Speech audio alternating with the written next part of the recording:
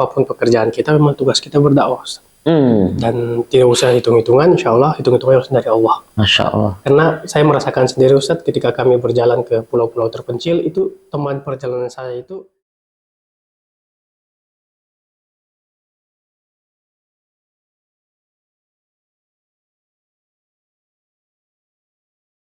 Bismillahirrahmanirrahim. Assalamualaikum warahmatullahi wabarakatuh. Waalaikumsalam warahmatullahi wabarakatuh. Izin saya menyapa sahabat Mida dulu ya, Ustaz Jenjang. Masya Allah. Sahabat Mida dimanapun Anda berada, jumpa lagi dengan saya Rizky Haitsul Haq, Ketua dari Yayasan Mitra Dai Indonesia, dalam konten kita podcast Sahabat Mida dalam kanal YouTube Mida Channel. Bagi sahabat Mida yang belum mensupport kanal YouTube ini, jangan lupa support kami dengan cara like, komen, dan subscribe. Dan jika sahabat Mida mendapatkan manfaat dari kanal YouTube ini, jangan dirasakan sendiri, tapi di-share seluas-luasnya agar manfaatnya bisa dirasakan oleh khalayak luas. Masya Allah. Hari ini kita sudah kedatangan tamu yang sangat spesial. Lagi-lagi tamu kita ini, Masya Allah, orang-orang yang sibuk dan menyempatkan waktunya untuk silaturahmi di kanal YouTube kami, ya. Dan kita akan mengambil istifadah dari sosok Ustadz kita pada kesempatan kali ini. Sebelum saya menyampaikan prolog, mungkin kita kenalan dulu. Nah, ahlan wa sahlan Ustadz Jenjang. Sehat, Ustadz? Alhamdulillah sehat. Masya Allah, perjalanan di siang hari yang ini kalau di Jakarta ini siang lagi panas-panasnya, Ustadz. Tapi kalau sore tiba-tiba hujan. Masya Allah, inilah menandakan kita begitu kecilnya di hadapan Allah Subhanahu Wa Taala nih. Ya, panas kepanasan, hujan kehujanan. Tapi kita kenalan dulu, Ustadz Jenjang, aktivitas, asal, daerah, dan studi juga mungkin, ya, biar sahabat Midanya lebih akrab. Betul, Ustadz? Jazakallah khair, Ustadz. Assalamualaikum warahmatullahi wabarakatuh. Waalaikumsalam warahmatullahi wabarakatuh. Alhamdulillah, perkenalkan nama saya Jenjang Waldiono Wongsokarto. Ya, namanya kejawa-jawaan ya, Ustadz ya. Kejawa-jawaan. Nah, tapi saya asal dari Ternate, Maluku Utara. Nah, saya alumni dari Mahat Alian Nuaimi, Jakarta. Yang sekarang sudah bertransformasi ya. Iya, menjadi Sekolah Tinggi Ilmu Tarbiyah, ya, Nuaimi, Jakarta. Alhamdulillah. Kemudian saya melanjutkan studi ke jenjang Magister Studi Islam, konsentrasinya Hukum Islam di Universitas Muhammadiyah Jakarta. Oh, UMJ. Apa namanya itu? Di Ciputat ya. Ciputat. Tapi daerahnya bukan Ciputat, Cirende. Cirende. Cirende. Ya. Kemudian saya saat ini sedang melanjutkan pendidikan S3 di Universitas Ahmad Dahlan. Insya Allah. Sama masih studi Islam, konsentrasinya hukum Islam dan hukum Islam. Masya Allah. Alhamdulillah. Aktivitas saat ini, Ustaz? Ya, aktivitas hari ini, Ustaz. Aktivitas ini bisa ke Jakarta juga mungkin. Gimana ceritanya? Jadi saya sekarang sebagai dosen di Universitas Muhammadiyah Maluku Utara di Fakultas Agama Islam. Masya Allah. Kemudian di universitas saya ditempatkan di lembaga pengkajian dan pengamalan Islam. Masya Allah. Di sana ditempatkan sebagai sekretarisnya, dan alhamdulillah saya berangkat ke Jakarta 2 hari kemarin untuk menghadiri kegiatan mewakili lembaga, mewakili universitas. Masya Allah. Bersama para rektor dan wakil rektor 3 seluruh universitas PTMA seluruh Indonesia kemarin. Masya Allah.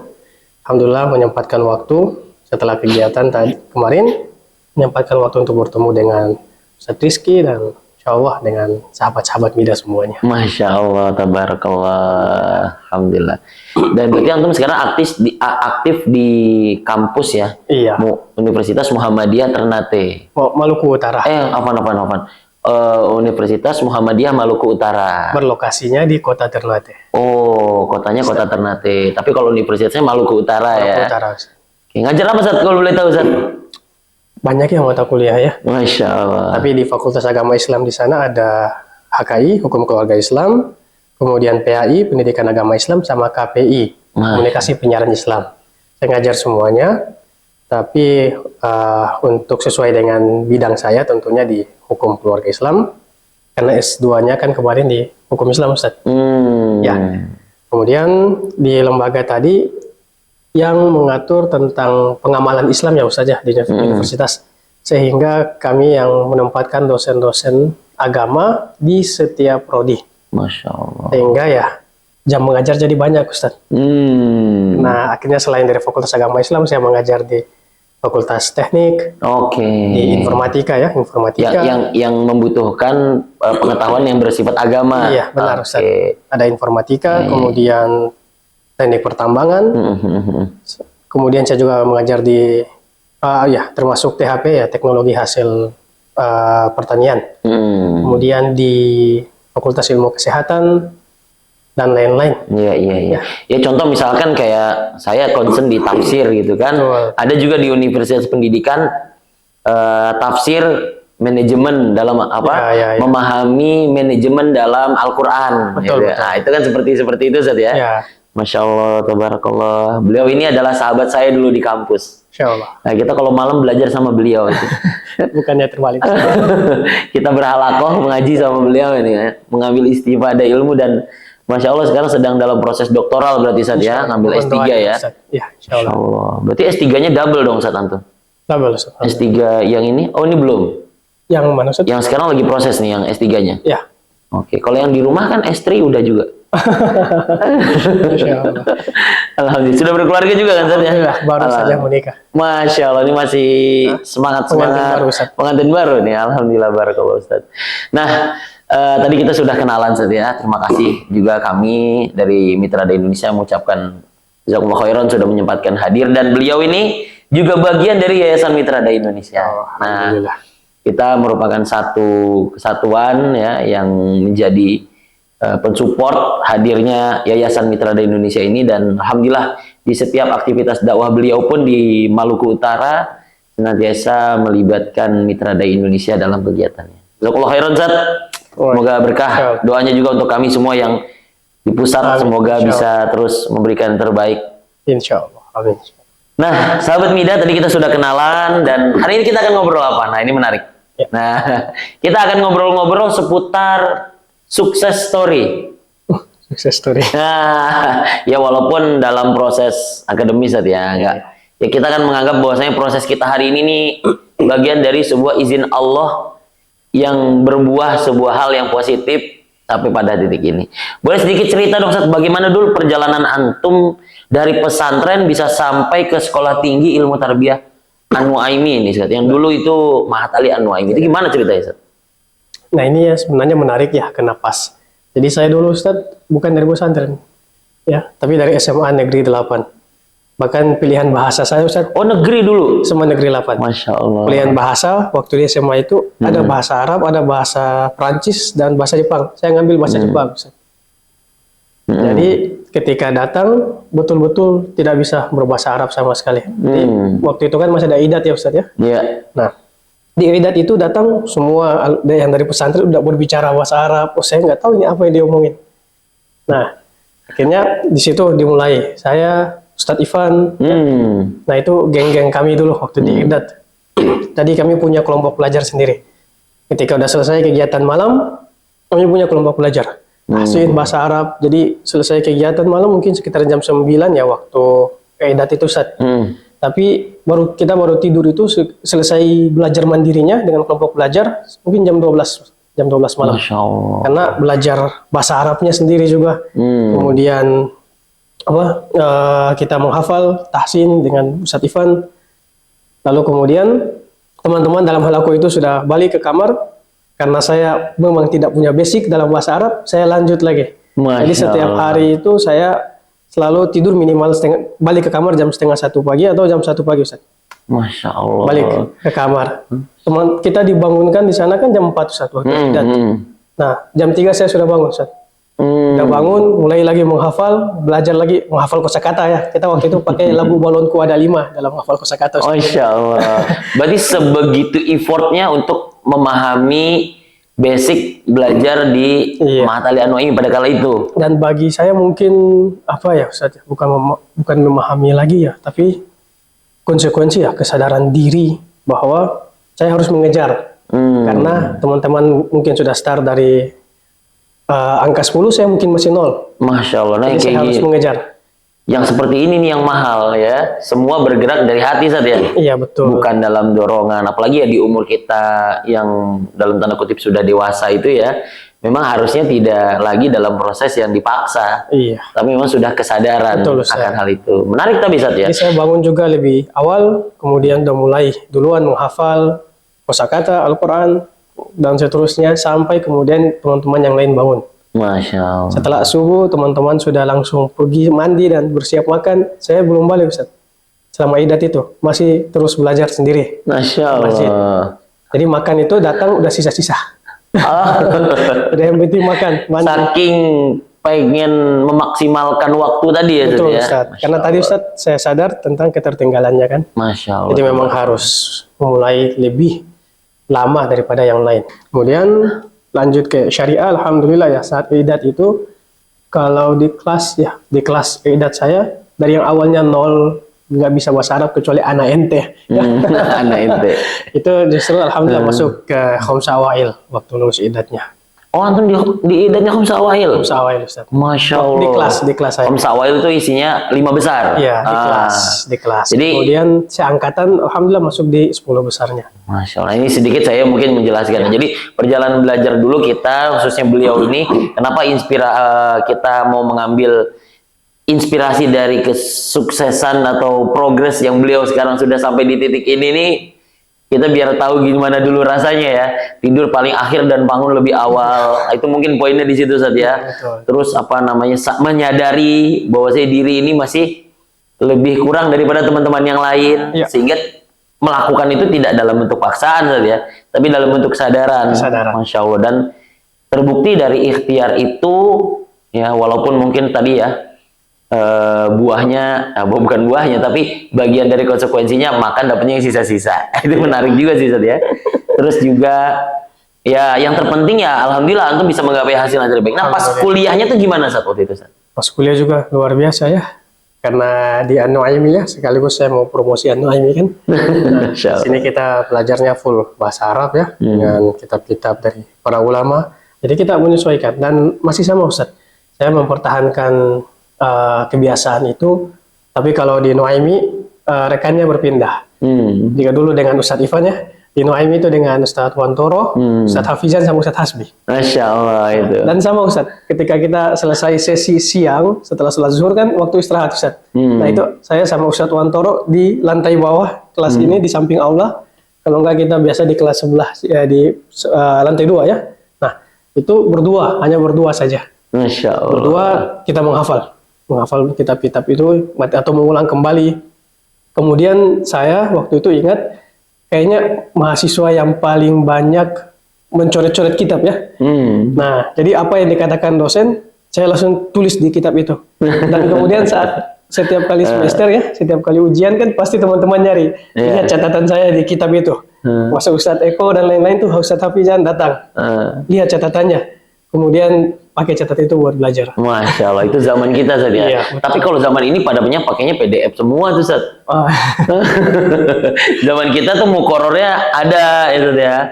Bahkan buku tercetak dan sebagainya. Oh, sekarang ini tantangannya bukunya pada PDF tuh.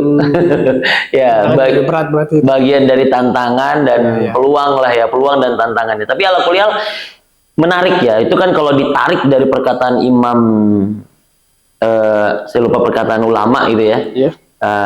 Al-ilmu saidun wal kitabatu qaiduhu. Imam Syafi'i ya. Itu Imam Syafi'i ya, benar ya? Saya lupa itu perkataan siapa, tapi saya memahami itu perkataan ulama yang mengatakan al-ilmu saidun wal kitabatu qaiduhu qayyid quyudaka bil hibalil wasiqati. Itu ya. Nah, itu makanya definisi kenapa perlu ditulis.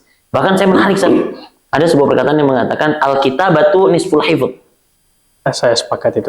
Nah, jadi kita tuh tanpa kita sadari menulis itu setengah dari dan menghafal. Memang itu salah satu metode menghafalkan, Ustaz. Nah, saya waktu di Ternate juga diamanahi jadi penanggung jawab Al-Quran di Al-Khairat Ternate, Ustaz. Masya Allah. Nah, di sana ada beberapa santri yang memang ketika menghafalnya lambat, itu disuruh untuk menulis, hafalan jadi cepat. Masya Allah. Dan kita juga terbukti ya setelah dari Nuaimi pengabdiannya ke Jandal Ustaz. Nah, alhamdulillah di Jandal juga saya masih Sebentar, jangan ke Jandal dulu. Oh, betul. Ya. Ya. Tapi jelas proses menulis itu antum sepakat menjadi bagian dari proses bagian setengah dari menghafal tadi Ustaz ya. Betul. Tapi inspirasi yang mau saya ambil adalah beliau tidak pernah meluput dari setiap kalimat demi kalimat yang disampaikan oleh Ustaz dan antum catat itu kan. Dan sampai sekarang ketika membuka kitab kembali, alhamdulillah Ustaz. Masih ingat ya? Masih murojaah. Ketika tidak paham ini isi kitab maksudnya apa kan? Kita mungkin bisa baca, kita tahu artinya, tapi Hatta ana Ustaz. pemahamannya kan belum tentu ya. Hatta ana anak udaris matulab ma kitabi fi. Oh, Masya Allah. Ya, sekarang pun Anda mengajar kitab dari apa yang Anda pakai, kitab yang Anda pakai dulu waktu jadi tolib, itu Anda masih ingat tuh. Di situ kayak makna apa ilham, surah wa khifah. Nah, itu ada tuh penjelasannya waktu itu dari Ustaz siapa ya? Ustaz Sofwan. Ustaz Sofwan menjelaskan di situ ya. Menarik. Lalu bagaimana Ustaz proses berjalan antum di kampus itu waktu itu Ustaz? Alhamdulillah ya. Karena memang menyadari bahwa kita itu sebenarnya punya kemampuan ya. Tapi bagaimana apakah kita mau memaksimalkan kemampuan itu atau tidak ya. Apalagi saat itu memang ada misi lain Ustaz ya. Karena terkadang kita dari Indonesia Timur itu dipandang kita lebih di bawah dibandingkan dengan teman-teman dari Pulau Jawa, maka kita ingin menunjukkan bahwa kita juga bisa loh. Kayak gitu Ustaz. Masya Allah. Jadi mewakili solidaritas Indonesia Timur juga waktu itu Ustaz. Akhirnya belajar benar-benar ini ya. Saya rasakan kemudian ketika lulus itu sangat berdampak apa yang ketika dihafal di Nuaimi waktu itu ya, dipelajari itu benar-benar luar biasa. Oke, dulu kan ada program pengabdian masyarakat Ustaz. Ya, betul Ustaz. Itu dulu antum di mana Ustaz pengalaman Ustaz? Ya di Al Jandal Ustaz ya. Oh di Jandal. Sebelum ditempatkan di anak jalanan ya. Di Sufi Robani. Iya betul. Tapi di Al Jandal sama. Di sana Jandal itu adalah tempat untuk menyempurnakan hafalan. Ya benar Ustaz. Jadi ketika kita dulu selesai di kampus udah mendapat berapa juz gitu ya, bagi mereka-mereka yang ingin menyempurnakan hafalan Qur'annya itu berada di Ma'had Salim Awad Al Jandal dulu ya namanya Ustaz ya. Iya benar Ustaz. Lokasinya di dekat Tambun Selatan. Tambun Selatan. Insyaallah. Antum selesai ya di situ Ustaz ya? Alhamdulillah. Masya Allah. Al-Hafidh beliau ini Masya Allah. Alhamdulillah. Masya Allah. Dan mungkin juga sebagai motivasi bagi teman-teman yang ingin menghafalkan Al-Quran. Nah, saya mempertahankan kebiasaan saya Ustaz. Jadi ketika istirahat siang, semua teman-teman tidur Ustaz. Saya tidak tidur Ustaz. Siang itu tidak tidur. Jadi siang tetap menghafal. Kemudian saat malam teman-teman sudah tidur juga, udah istirahat juga, entah kegiatan pribadi ya, belum malam, saya masih menghafal di bawah Ustaz, di masjid. Dan terus seperti itu, jadi kita ditargetkan kan 10 bulan ya, selesai 30 juz, satu hari itu 3 halaman Ustaz. Tapi Alhamdulillah Ustaz, saya belum pernah nyetorkan 3 halaman selama Masya Allah. Paling sedikit saya menargetkan itu adalah 6 halaman Ustaz. Dan dalam satu hari 3 lembar artinya Ustaz ya. Iya. Karena saya menghabiskan waktu lebih banyak daripada teman-teman yang lain. Kemudian sampai rekornya itu Ustaz, bahkan saya pernah menyetorkan 1 juz 2 lembar, 1 juz 3 halaman Ustaz ya, dalam satu hari itu Ustaz. 1 juz 3 halaman, berarti hampir 11 lembar setengah. Ya, 11 lembar setengah. Itu rekor yang kemudian saya catat di mushaf saya. Dan berusaha kembali tapi ternyata tidak ini ya. Mungkin alhamdulillah udah familiar dengan juz tersebut kan. Iya. Alhamdulillah. Masya Allah. Dalam waktu 6 bulan ya, dari target 10 bulan, 6 bulan saya selesai Ustaz. Selesai 30 juz. Jadi yang pertama yang menyelesaikan hafalannya mahasiswa Nuaimi yang ada di sana, dan juga ada dari tempat lain juga Ustaz ya yang datang ke sana.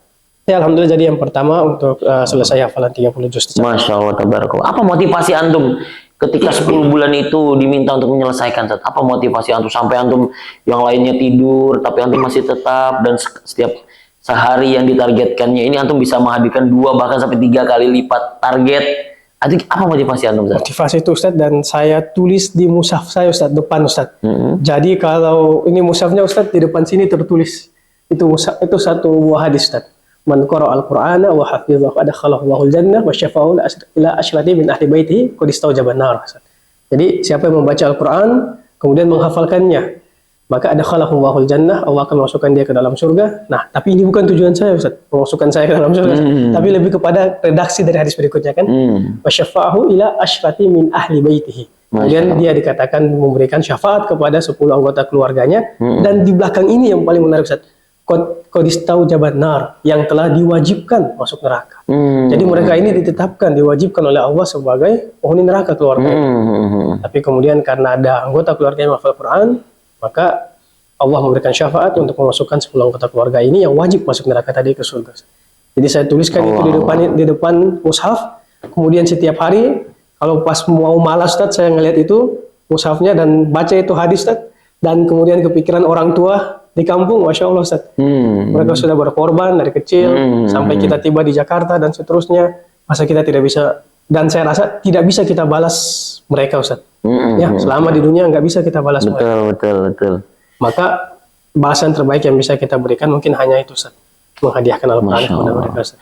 Orang yang sudah diwajibkan masuk surga, Masuk neraka Ustaz. Orang yang sudah diwajibkan masuk neraka, tapi bisa mendapatkan, dan dia bagian dari keluarga kita, bisa mendapatkan syafaat atau pertolongan dari kita yang menghafal Al-Quran. Bahkan di hadis itu kan redaksinya qad istaujaban nar. Ada qad Ustaz ya. Jadi penekanan bahwa benar-benar loh. Bahwa ini penghuni neraka. Tapi karena keluarganya yang penghafal Quran, maka mereka dimasukkan ke dalam surga. Maka insya Allah Ustaz, semoga kita semua jadi ahlul Quran. Amin. Allahumma amin. Nah ini, Sahabat Mida, ini sangat menginspirasi sekali nih apa yang disampaikan oleh Ustadz Janjang tadi ya dalam proses menghafalnya. Itu tadi baru proses sebelum pra-kuliah, kuliah, sama proses menghafal Quran. Iya, benar. Nah, kita geser sama proses pengalaman Ustadz dulu waktu terjun ke masyarakat, Ustadz. Mungkin kalau sekarang juga kan sudah terjun, tapi yang dalam waktu itu, di mana Ustadz mengabdi dan apa kesan-kesan yang Ustadz dapatkan pada waktu itu, Ustadz? Kalau tempat pengabdian saya juga termasuk unik ya. Ustadz. Unik. Karena di sana anak-anak jalanan ya. Anak-anak jalanan, bahkan ada beberapa Ustadz yang saya tanya ke mereka Ustadz tentang orang tuanya itu tidak tahu siapa orang tuanya. Jadi sejak bayi kemudian dibawa ke situ. Lalu ditampung di situ, diajarkan di situ dan seterusnya Ustadz. Dan luar biasa. Ada hari pertama saya ingat, pertama datang ada yang gimbal, luar biasa gimbalnya. Saya tanya ke beliau, ini kalau sampoan gimana? Jawabannya, saya datang 2017 ya. Katanya saya terakhir sampoan 2005. Oh, sampoan. Ya, terakhir pakai sampo itu tahun 2005. Karena kalau pakai sampo gimbalnya rusak. Oh, jadi memang sengaja dibuat gimbal. Iya. Dan luar biasa sana. Jadi ketika di sana Ustadz, ini betul luar biasa sekali ketika pengabdian di sana karena sangat berbeda Ustadz. Anak-anak jalanan yang hadir itu Ustadz awalnya, bahkan ada yang datang datang ngaji Ustadz, cuman pakai celana pendek, perempuan datang pakai celana pendek, kemudian pakai baju yang segini nih Ustadz, apa namanya, kurang tahu ya, yang kelihatan semua ya, karena cuman kayak tali gini tuh Ustadz. Nah datang, tapi gitu Ustadz, kita implementasikan ilmu dari Nuaimi, saya tidak langsung memvonis dia ya, atau kamu pakai dulu sana ya, pakaian yang baik baru datang, enggak Ustadz, biarin ikut ngaji di situ, ikut dengerin ceramahnya, ikut seterusnya. Jadi kita proses tadarruj itu Ustadz, bagaimana pengharaman mirah. Tapi tetap sambil dengan godul basor dong Ustadz. Tentu saja Ustadz ya, tidak berbahaya itu Ustadz. Nah, menariknya Ustadz, perlahan-lahan akhirnya mulai pakai baju tertutup, masih tidak pakai kerudung, kemudian pakai baju yang syar'i, dan terakhir saya keluar dari sana dia pakai cadar Ustadz. Walaupun saya tidak pernah mengatakan kepada dia supaya pakai pakaian yang syar'i, tidak Ustaz. Tapi perlahan-lahan. Kemudian anak-anak juga ada yang di sana kayak gitu. Sampai ada satu menyetorkan ke saya itu anak jalanan 20 juz Ustaz. Tapi luar biasa ya. Walaupun saya capek, tapi karena dianya semangat, tetap saya menyimak setiap hari. Saya sudah di kamar diketuk lagi Ustaz, saya mau setorkan. Oke, kita keluar setorkan. Jadi 2 tahun atau 2 tahun itu dia nyetorkan 20 juz. Dan sekarang alhamdulillah anak jalanan tidak pernah tahu siapa orang tuanya, sudah jadi imam masjid sekarang Ustaz. Masya Allah. Karena hafalannya itu. Masya Allah. Itu salah satu perjalanan dakwah yang menarik juga bagi Anda Ustaz ya. Jadi ya hidayah itu bisa datang kepada siapapun. Betul. Ya, bahkan bisa jadi orang yang dari tidak kita pernah bayangkan untuk mendapatkan sebuah hidayah, ternyata capaiannya lebih hebat dari kita. Iya. Dan juga tadi yang menarik dari apa yang saya sampaikan, bahwasanya tagyirul munkar itu nggak selalu dengan suatu hal yang langsung dikatakan tidak, ya? atau saklek atau seperti apa. Ada proses yang Ada namanya tadarruj prosesnya, ya, step by step. Bahkan ya terkadang kalau Allah mengizinkan untuk mendapatkan hidayah, kita nggak usah ngomong apa-apa, tiba-tiba ya Betul. Allah tunjukkan. Karena tujuan kita juga sebagai dai itu bukan memvonis. Nah, Tujuan kita itu dai itu menyampaikan betul, hidayah dari Allah. Bahkan Nabi Nuh aja kan istrinya tidak bisa diberikan hidayah. Paman Rasulullah yang paling beliau cintai juga tidak mendapatkan hidayah Islam. Jadi apalagi kita manusia, tidak mungkin kita memaksa seseorang untuk melaksanakannya. Kita hanya menyampaikan saja. Urusan dia melakukan atau tidak itu urusan dia dengan Allah. betul. Ya kan dalam Al-Quran juga diabadikan kan, Sat? Innaka la tahdi man ahbabta. Betul, Ustaz. Ya, jangankan orang lain yang kita sayangi aja, keluarga kita, anak kita, kita berapa banyak melihat, mohon maaf ya, misalkan orang tuanya tokoh atau ustadz, tapi anaknya jadi ujian bagi dia, kan banyak juga, Ustaz ya. Betul. Tapi yang jelas bahwasanya ya kita dai menyerukan pada kebaikan dan tidak bukan sebagai pemvonis. Nah, nuduat oleh Sa'udot. Nah, Ustaz. Masya Allah. Ini mungkin juga bagi para dai ya, supaya jangan berkecil hati. Jika tidak diikuti apa yang disampaikan, tidak punya jamaah yang membludak, tidak apa-apa. Tetap saja istiqomah, insya Allah. Masya Allah. Dan saya rasa itu salah satu mungkin prestasi terbesar dalam hidup saya itu, Ustaz.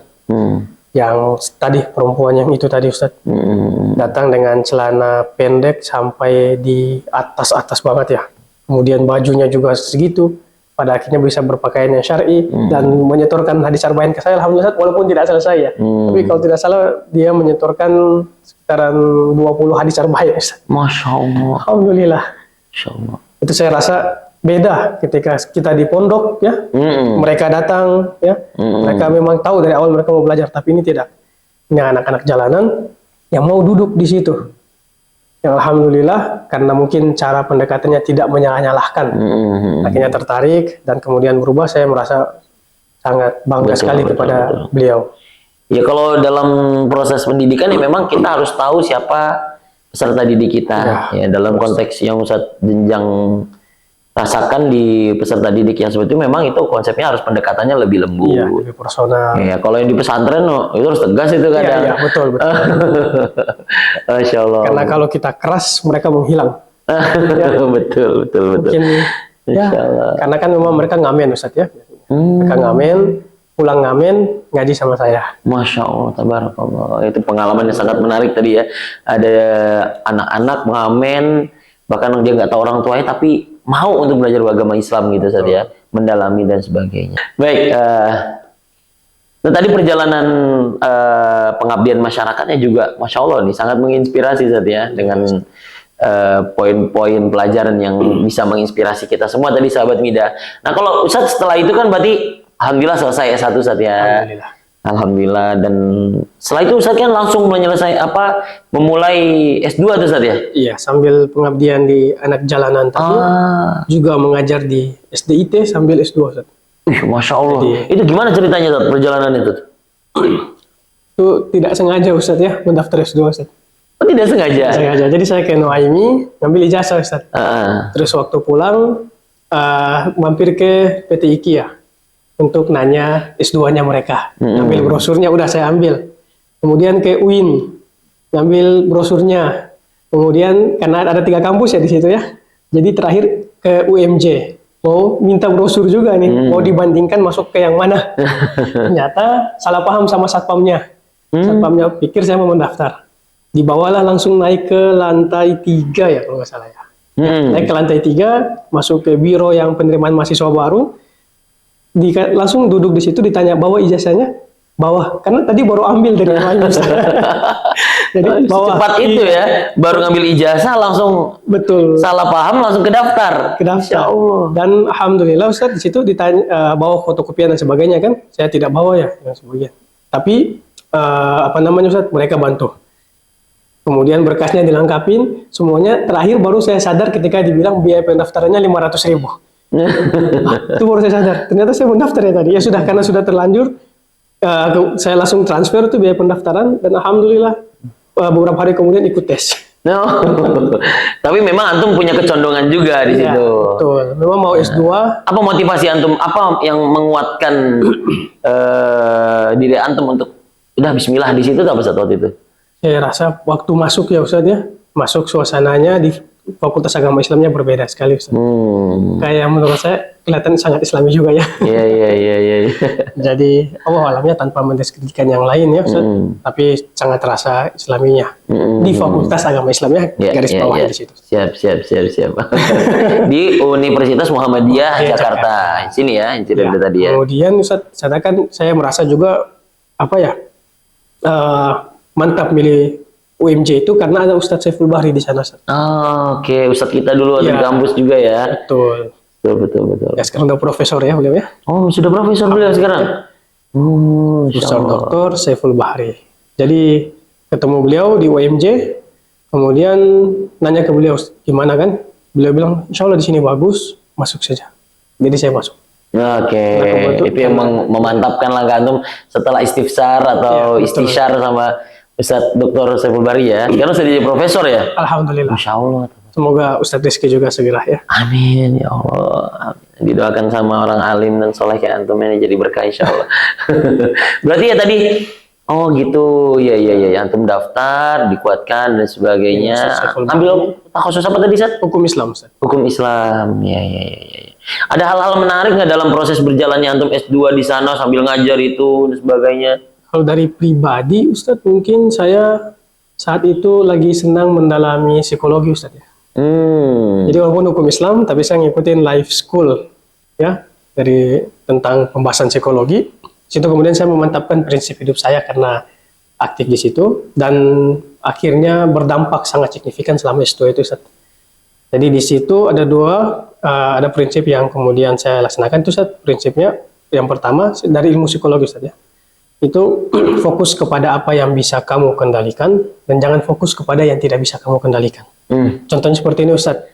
Antum mikir apapun tentang saya tidak bisa untuk mengendalikan itu kan, Ustadz. Tapi saya bisa mengendalikan pikiran saya tentang antum. Jadi apa yang saya lakukan bisa saya kendalikan, tapi apapun pandangan orang tidak bisa saya kendalikan.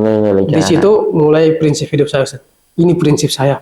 Kemudian saya fokus kepada itu saja yang bisa saya kendalikan. Jadi ketika saya mau belajar, karena saya merasa luar biasa ya, Ustadz juga akan merasakan S2-nya gimana ya Ustadz.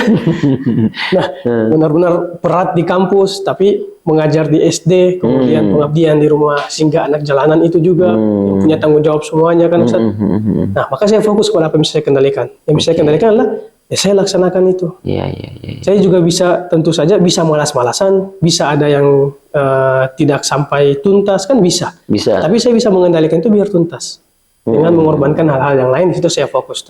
Dan alhamdulillah di angkatan saya Ustaz, dengan jurusan yang lain juga ya, di prodi tersebut dengan jurusan yang lain, alhamdulillah kami bertiga saja Ustaz yang bisa lulusnya tepat waktu dari banyak sekali mahasiswa saat itu. Kemudian di jurusan saya hanya berdua. Dan alhamdulillah saya salah satu dari lulusan terbaiknya. Masya Allah, kamlot itu ya? Ya, alhamdulillah. Alhamdulillah, Masya Allah. Itu tadi menarik tuh quotes-nya tuh. Ya, kendalikan apa yang kamu bisa kendalikan. Fokus kepada apa yang bisa kamu kendalikan. Fokus apa yang bisa kamu kendalikan. Jangan berfokus kepada yang tidak bisa dikendalikan. Nah, itu tuh. Jadi sampai sekarang saya gunakan itu, Ustaz. Ya, saya bisa mengontrol diri saya. Saya mau malas-malasan, saya mau sungguh-sungguh, itu dari dalam diri saya. Maka itu pilihan saya. Jadi saya fokus kepada itu, maka dan setiap kali kayak gitu saya mempertimbangkan apa sih konsekuensinya kalau saya malas. Pada akhirnya kan setelah saya lulus, saya sudah jadi dosen, saya sudah mengajar. 2 tahun kemudian baru saya lihat mulai banyak teman-teman yang selesai tesisnya. Masya Allah. Sama saya juga karakter orang yang udah injury time juga saat. Masya Allah. Tapi dengan ini ya, tesis yang bagus, tesis yang selesai. Tesis yang bagus, tesisnya selesai ya. Kemudian Ustaz, di S2 itu juga Ustaz, luar biasa Ustaz ya. Karena tadi dengan prinsip tadi akhirnya Ustaz, kami kan diwajibkan, Ustaz juga merasakannya untuk menerbitkan jurnal ya, jurnal nasional waktu itu ya Ustaz.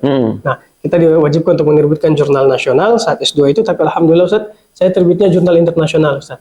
Masya Allah. Dan pertama kali terbit jurnal internasional terindeks Scopus dari tesis saya itu. Kemudian kita seminar internasional dengan 14 kampus Asia dan Eropa, Ustaz. Masya Allah, tabarakallah. Sudah komlot, jurnalnya Internasional. internasional. Seminar internasional, alhamdulillah. Masya Allah, alhamdulillah, alhamdulillah. Jadi betul-betul prinsip tadi itu merubah dan sampai hari ini, alhamdulillah. Kalau saya melihat tadi prinsip tadi adalah tingkat kesadaran yang paling tinggi itu, Ustaz. Insya Allah. Tingkat kesadaran kan semua tadi aktivitas antum itu dilandasi dengan kesadaran apa dorongan diri bukan atas dasar dorongan orang kan gitu Ustaz ya. Ketika kita menyadari dorongan diri tingkat paling tingginya itu adalah tadi bisa mengontrol diri kita dan memahami konsekuensi yang kita pilih gitu Ustaz ya. Insya Allah. Masya Allah, tabarakallah. Dan sekarang aktivitas antum sebagai dosen mengajar Ustaz ya. Mengabdi. Mengajar apa tadi Ustaz materinya? Konsennya hukum. HKI ya, hukum. Di apa FAI ya? Iya. FAI. Fakultas Agama Islam. Oh, Fakultas Agama Prodinya Islam. ada 3, hukum keluarga Islam, pendidikan agama Islam, dan komunikasi penyiaran Islam. Tapi ini kan apa ya? Karena saya hukum Islam, jadi memang saya lebih konsen di 3 prodi ini untuk mengajar tentang apa namanya Ustaz, ilmu-ilmu yang basic-basic hukum Islam. Dan memang wajib ya, karena prodi agama Islam seperti usul fikih, qawaidul fikih, itu yang saya fokusnya ke sana Ustaz. Masya Allah, Masya Allah. Hukum keluarga Islam ya? Iya. Berarti membahas tentang pernikahan, perceraian, Ustaz ya? Warisan. Warisan, Masya Allah. Dan juga ini Ustaz ya, mungkin karena di sana itu komunikasi penyiaran Islam itu jurusan yang paling tua Ustaz. Jadi memang yang apa namanya Ustaz, paling konsennya di sana sebenarnya Ustaz. Jadi dakwah Ustaz ya, sehingga memang kita dengan jurusan komunikasi penyiaran Islam ini ingin menghadirkan dai-dai yang kemudian karena program ini Ustaz, kita mengirim mahasiswa ke pelosok-pelosok Halmahera ya, pelosok di Maluku Utara sana. Dan alhamdulillah Ustaz. Jadi kayak program B1 Duat juga ya. Betul Ustaz. Penyiaran Islam. Kalau saya kepikiran penyiaran tuh digital. Oh tidak. Oh, siar itu siar Islam. Online dan offline. Online dan offline. Jadi memang betul Ustaz ya. Digital mereka belajar ada apa ya? Banyak perangkat digital yang mereka belajar penyiaran. Tetapi di situ sisi mereka juga siar langsung secara langsung turun ke lapangan langsung. Betul Ustaz. Dan ke pulau-pulau terpencil Ustaz. Yang dimana listrik pun nggak ada di sana Ustaz. Masya Allah. Kita pergi ke sana. Masya Allah, Masya Allah. Mohon doanya Ustaz. Semoga Mida bisa mengambil andil untuk perjuangan dakwah di pelosok-pelosok itu Ustaz. Alhamdulillah kemarin Mida mengambil andil Ustaz ya. Iya benar kan, beberapa kali ya. Setahun atau 2 tahun lalu Ustaz ya. 2 tahun lalu kayaknya Ustaz yang kami berangkat ke Fluk itu pelosok jauh sekali dari Maluku, di Maluku Utara sana Ustaz. Naik kapal itu aja 5 hari dan harus pindah-pindah ke perahu, pindah ke speedboat itu Ustaz. Nah, alhamdulillah saat itu Mida memberikan bantuan ya 1000 mushaf Al-Quran ya. Masya Allah, ya dan betul. berapa ratus ikro saya lupa angka pastinya ya. Tapi kalau ada tercantum di medsos kami itu. Wah iya, itu dia. Alhamdulillah. Tapi ya itu alhamdulillah berkat bantuan Mida bisa sampai ke sana, kita memberikan mushaf, kita mengajarkan mushaf dan Iqra di orang-orang di pulau di sana Ustaz. Luar biasa sekali Ustaz terpencilnya. Masya Allah. Saya bahkan itu Masya Allah Ustaz mengantar mahasiswa ke sana, mereka ditempatkan sebulan di sana, kemudian saya itu seminggu aja di sana Ustaz. Lalu perjalanan balik, kemudian waktu jemput mereka lagi itu Ustaz luar biasa karena udah sendiri 5 hari naik kapal dan pindahnya bukan satu kapal Ustaz. Harus pindah ke perahu, naik kapal lagi Ustaz kayak gitu. Masya Allah. Masya Allah, Masya Allah. Alhamdulillah ya. Ini juga semua berkat bagian dari izin Allah dan juga supporting dari sahabat Mida. Ya alhamdulillah. Jadi amal jariah buat sahabat Mida. Betul. Ke Mida ya. Dan doakan semoga kami bisa terus konsisten menghadirkan support untuk perjuangan dakwah khususnya buat mahasiswa-mahasiswa antum di penyiaran Islam tadi saat ya. Masya Allah itu. Dan kita juga memang concern di teman-teman kita juga yang di angkatan 10 yang memang dia sedang merintis dakwahnya gitu ya, kayak di Kolong, Ustadz Fadli, ada Ustadz Eko di Kepri, ya kan, ada Ustadz Ferry di Bandung. Itu Masya Allah mereka-mereka itu mujahid yang merintis dari nol lembaga-lembaga pendidikan mereka nih. Nah, yang terakhir berarti Zat, sekarang antum sudah berada di posisi yang dalam tanda kutip ya sudah memiliki makanah lah ya ibaratnya. Makanah tuh memiliki posisi peran di dalam mewarnai generasi ini, terbukti antum sebagai seorang dosen, dai juga di masyarakat. Artinya antum sudah berada di posisi yang di situ punya andil lah Ustaz ya, dalam pembentukan karakter, generasi. Iya, iya, iya, iya. Nah, di situ antum pun masih semangat untuk mengambil studi lagi tuh satu. Alhamdulillah. Boleh cerita sedikit Ustaz, sekarang antum sedang ambil proses studi di mana? Tapi mungkin sebelum di situ Ustaz, saya mau menyampaikan pesan kepada teman-teman dai semuanya Ustaz. Masya Allah, Alan. Di mana memang apapun pekerjaan kita, memang tugas kita berdakwah Ustaz. Dan tidak usah hitung-hitungan, insya Allah hitung-hitungannya harus dari Allah. Masya Allah. Karena saya merasakan sendiri Ustaz, ketika kami berjalan ke pulau-pulau terpencil, itu teman perjalanan saya itu Dr. Laude Ilman. Itu luar biasa. Beliau doktor bidang pendidikan Islam, dekan di universitas, tapi mau turun langsung ke daerah-daerah pelosok ya. Beliau alumni LIPI Yasin Ustaz. Nah, itu mau turun langsung, kita naik perahu berjam-jam ya, kita dihantam ombak. Bahkan saya Ustaz pernah terlempar dari atas perahu, jatuh. Alhamdulillah langsung motorisnya loncat ngangkat ke atas Ustaz. Oh, jatuh ke lautnya? Jatuh ke lautnya Ustaz. Allah. Ya, Dan karena memang musim ombak saat itu Ustaz, dan luar biasa Ustaz.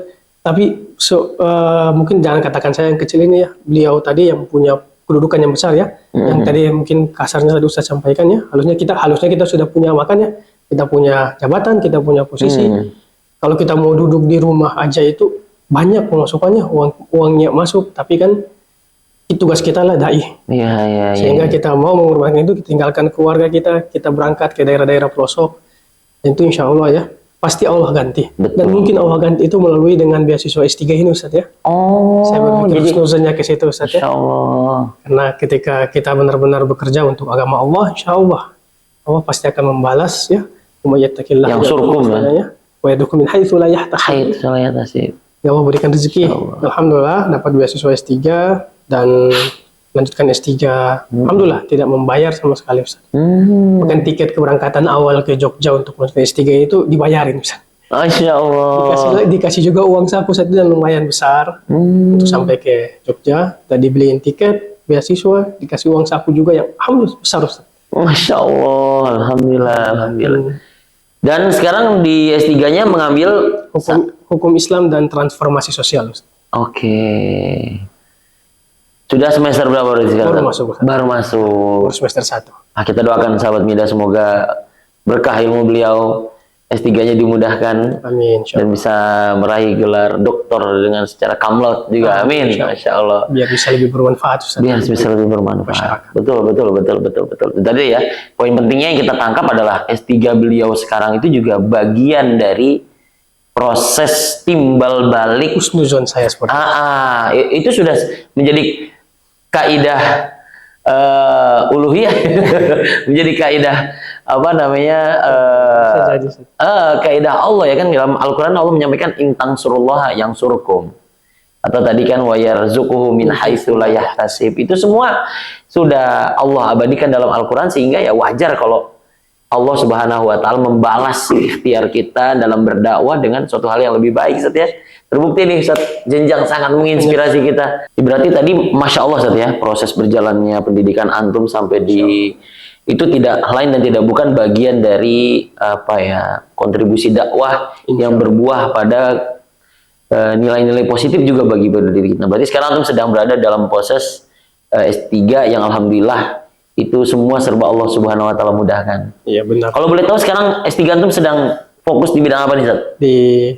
Tapi sebelum saya jawab itu tadi ada yang menarik Ustaz. Apa tuh? Yang semua Allah mudahkan itu Ustaz. Yang tadi saya bilang ketika saya masih kuliah di Anwar ini, karena ya keluarga bukan keluarga yang berada ya. Jadi saya beli makan di warung makan depan itu Ustaz. Iya. Dibagi dua Ustaz. Jadi makannya waktu kita istirahat itu dan juga makan di sore hari. Jadi sekali beli bagi dua untuk makan 2 kali Ustaz. Masya, sampai sebegitunya perjuangannya dulu ya. Tapi pada akhirnya sekarang dengan perjalanan dakwah Ustaz, kalau dikatakan saya sampai bilang ke istri saya itu, ini hidup kita ini terlalu enak. Ya kan, nggak ada kekurangan sama sekali. Maka kita memang harus lebih banyak memberikan lagi kepada masyarakat. Masya Allah. Alhamdulillah dengan begitu, alhamdulillah Ustaz, saya menyekolahkan anak-anak ya, SMP, SMA, sudah beberapa yang alhamdulillah saya sekolahkan sampai lulus SMA. Masya Allah. Jadi saya ngambil mereka dari SMP, ya. Kemudian untuk beasiswai lah ya. secara pribadi ya dengan istri sampai SMA. lanjut ke sewa wajib.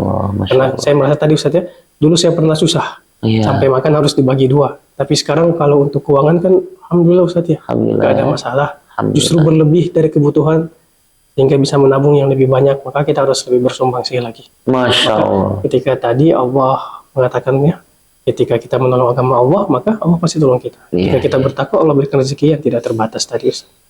Alhamdulillah. Masya Allah, Dan tabarakallah. tentang S3-nya ini saya mengambil, mungkin tidak bisa terlalu luas ya, karena disertasi kan masih dalam ini. Iya. Itu tentang fikih tambang Ustaz. Fikih tambang. Wih, menarik nih. Insyaallah. Fikih tambang ya, kita tunggu nanti hasil disertasinya Iya. dan kajian dari Ustadz Jenjang, semoga bisa menghadirkan manfaat untuk masyarakat nih. Karena kalau kita ngomongin masalah tambang ya itu ada sisi positifnya, Betul.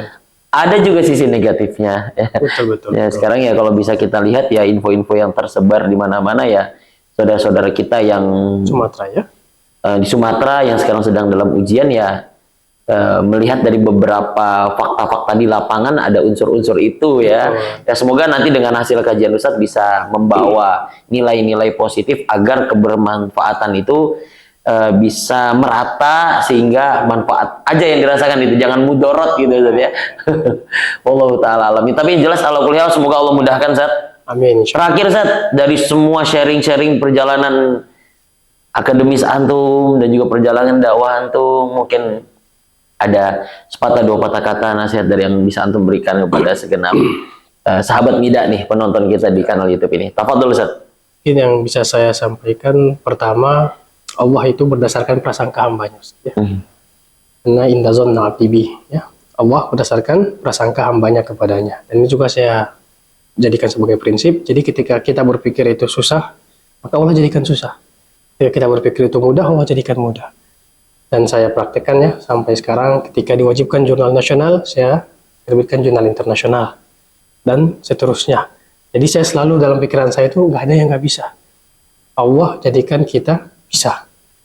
Allah menciptakan manusia dalam bentuk yang sebaik-baiknya, maka seharusnya kita bisa apapun itu, insya Allah. Dan tujuannya tentu saja satu aja, mengharap ridho dari Allah Subhanahu wa Ta'ala. Karena ketika Allah sudah ridho, Allah akan berikan semua yang kita butuhkan.